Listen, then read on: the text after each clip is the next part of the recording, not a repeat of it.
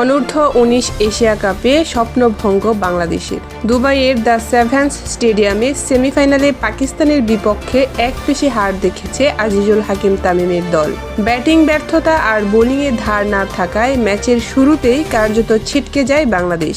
আর সেই সুযোগ পুরোপুরি কাজে লাগিয়ে দাপুটে জয়ে ফাইনালে উঠে গেল পাকিস্তান। ব্যাটিংয়ের আমন্ত্রণ পেয়ে শুরু থেকেই চাপে পড়ে বাংলাদেশ। মাত্র 121 রানে অল আউট হয় টাইগার যুবারা, সেটিও 27 ওভারের মধ্যেই। শুরুর ধাক্কায় জাওয়াদ আবরার ও রিফাত বেগ দ্রুত ফিরলে ব্যাটিং লাইন আপ ভেঙে পড়ে। দলকে সামলানোর চেষ্টা করেন অধিনায়ক আজিজুল হাকিম তামিম, তবে 20 রান করেই সাজঘরে ফিরতে হয় তাকেও। এরপর একের পর এক উইকেট হারিয়ে বড় সংগ্রহের স্বপ্ন শেষ হয়ে যায় বাংলাদেশের। এই ইনিংসে একমাত্র লড়াই করেন 8 নম্বরে নামা সামিউন বশির। 37 বল খেলে একটি 4 ও একটি ছক্কায় করেন 33 রান, যা দলের সর্বোচ্চ ব্যক্তিগত স্কোর। তার লড়াকু ইনিংস না হলে হয়তো 3 অঙ্কও ছুঁতে পারত না বাংলাদেশ।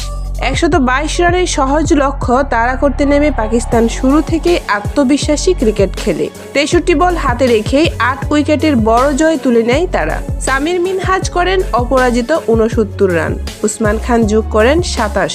বাংলাদেশের পক্ষে ইকবাল হোসেন ইমন ও সামিউন বশির নেন একটি করে উইকেট।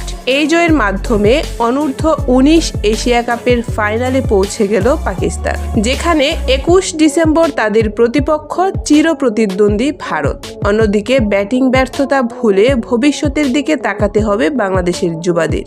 আরও নিউজ আপডেট পেতে চোখ রাখুন আমাদের চ্যানেলে।